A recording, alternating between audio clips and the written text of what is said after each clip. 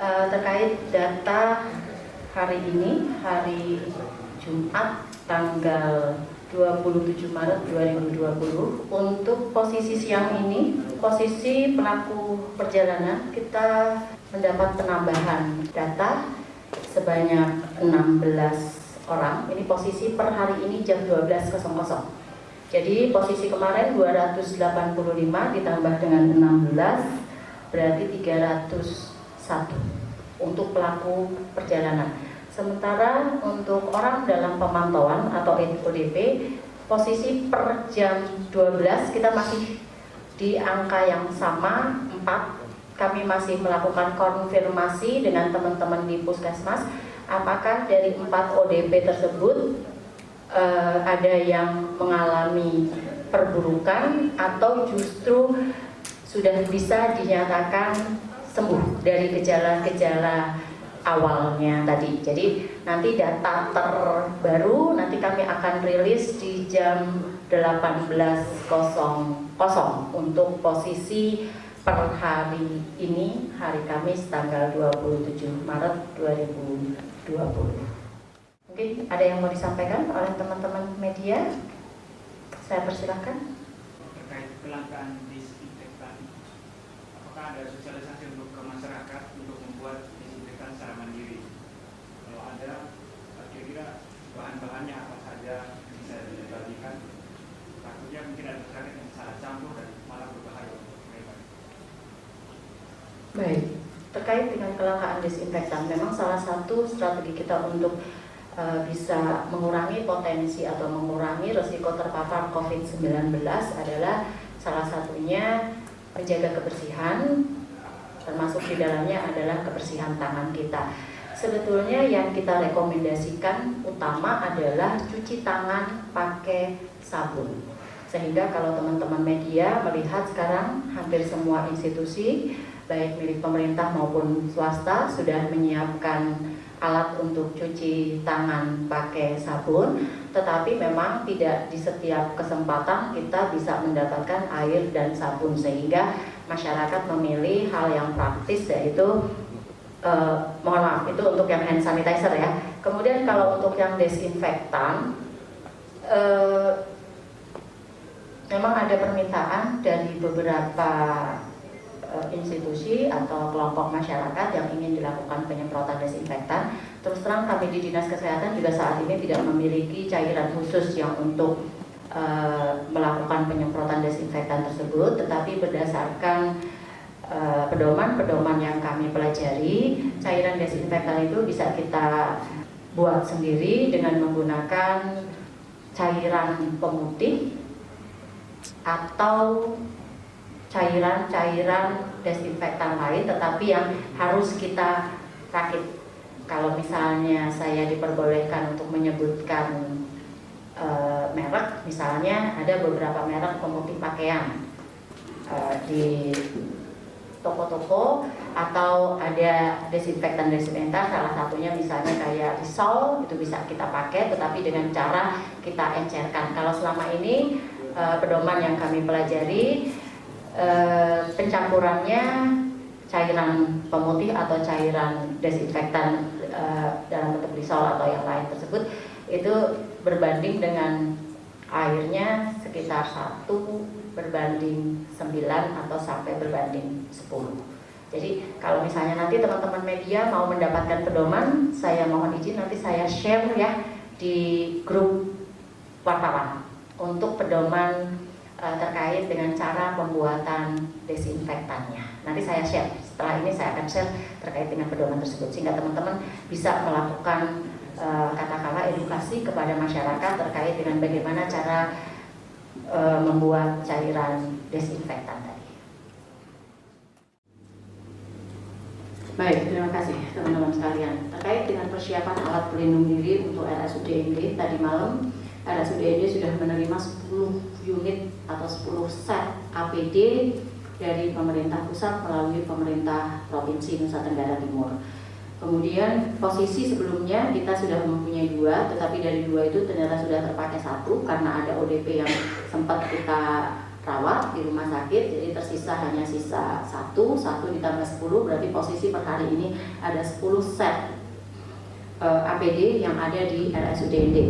Harapan kami adalah APD yang ada ini tidak sempat terpakai, karena kita berharap tadi kami melakukan pertemuan non formal dengan Pak Bupati.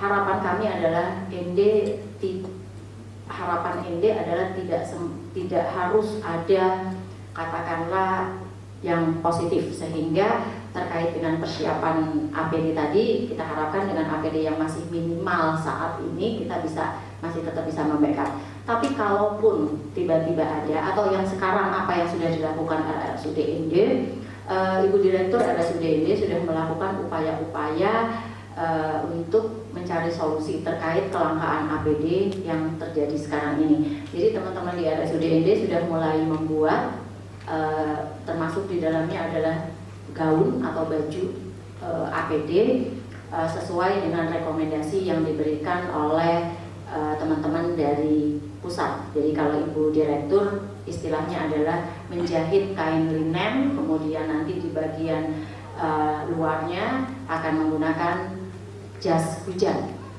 Jadi kalau yang disampaikan oleh Ibu Direktur seperti itu, dan saat ini pun bukan hanya RSUD ND, termasuk puskesmas pun saya instruksikan untuk menyiapkan kalau memang gaun APD tidak ada maka menggunakan standar minimal. Jadi istilahnya adalah standar minimal. Kita akan menggunakan apa yang ada di sekeliling kita untuk menjaga atau melindungi tenaga-tenaga kesehatan yang ada di garda terdepan. Jadi persiapan kita tetap, sambil kita juga terus melakukan koordinasi dengan kementerian dan dengan distributor. Karena kemarin juga kami sudah difasilitasi oleh Ketua Gugus Tugas untuk mulai melakukan pergeseran anggaran sehingga kebutuhan APD bisa kita penuhi. Nah, sekarang kita sudah menyampaikan kepada distributor untuk menyiapkan APD mulai dari masker, handscoon, sepatu bot, kemudian sarung tangan siku, kacamata Google, kemudian masker penutup muka dan gaun APD tadi, sehingga pada saat awal April kita sudah mulai bisa melakukan pemesanan APD tadi. Baik, terima kasih. Terkait dengan tugas untuk menjaga pintu masuk, di SK Gugus Tugas ada bidang area transportasi publik dan angkutan. Salah satunya adalah bertugas untuk menjaga pintu masuk.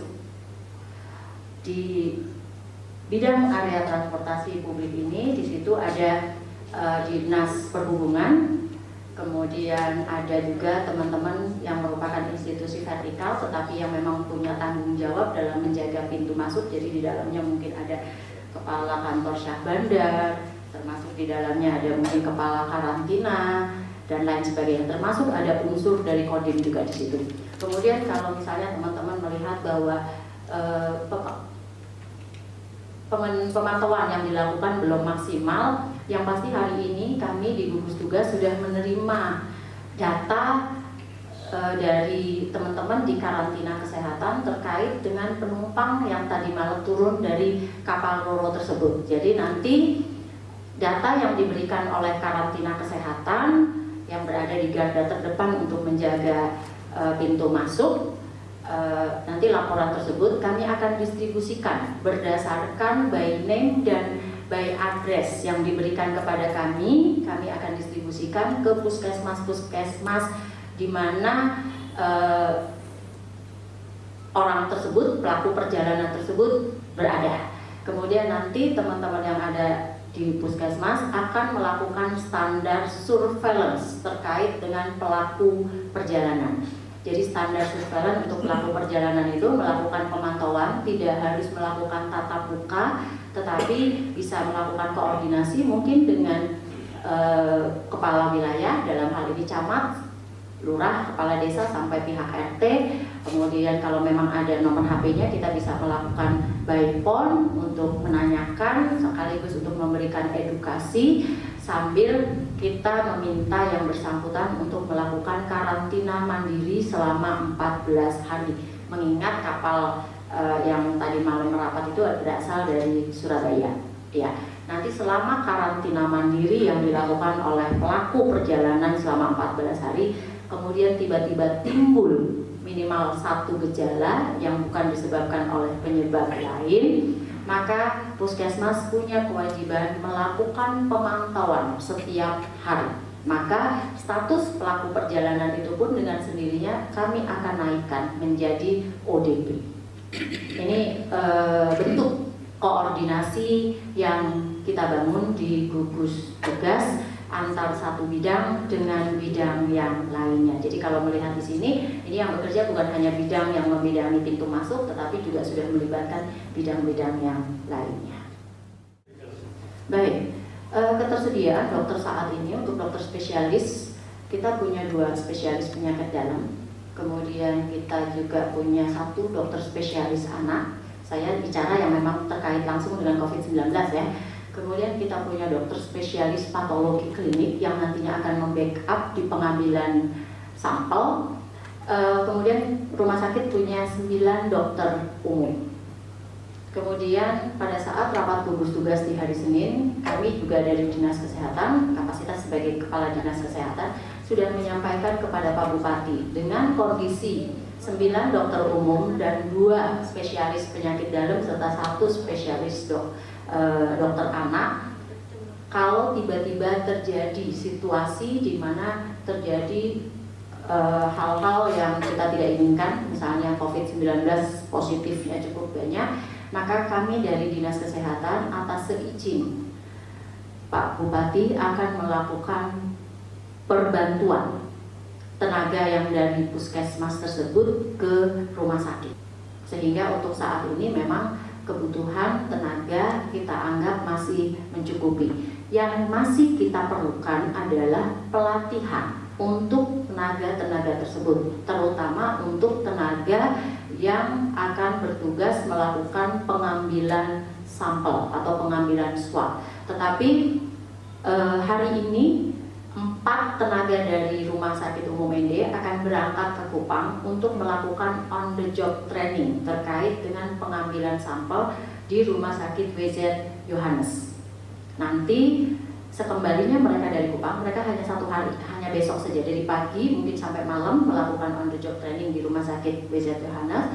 Nanti sekembalinya mereka dari Kupang, kemarin saya sudah sampaikan ke organisasi profesi yang membawahi analis laboratorium. Saya sampaikan nanti kita akan fasilitasi teman-teman yang mengikuti on the job training di provinsi nanti akan mentransfer ke teman-teman yang belum berkesempatan dilatih atau dididik tadi, maka kita nanti akan melakukan kegiatan yang sama dalam bentuk on the job training juga untuk tenaga-tenaga baik yang di rumah sakit maupun tenaga-tenaga yang ada di puskesmas. Nanti kita lakukan on the job trainingnya nanti di Rumah Sakit Umum daerah ini. Demikian. Saya tetap berharap teman-teman media nanti merilis datanya, data yang per jam 18.00, karena pasti akan ada perubahan data up down-nya mungkin saja bisa terjadi. Terima kasih dan sampai bertemu besok. Penyampaian untuk teman-teman media, mungkin posko untuk hari kerja hari Senin sampai hari Jumat kita memang dari jam 8 sampai jam 18.00, tetapi khusus Sabtu dan Minggu posko akan buka di jam 10 sampai jam 14.00. Terima kasih dan sampai bertemu.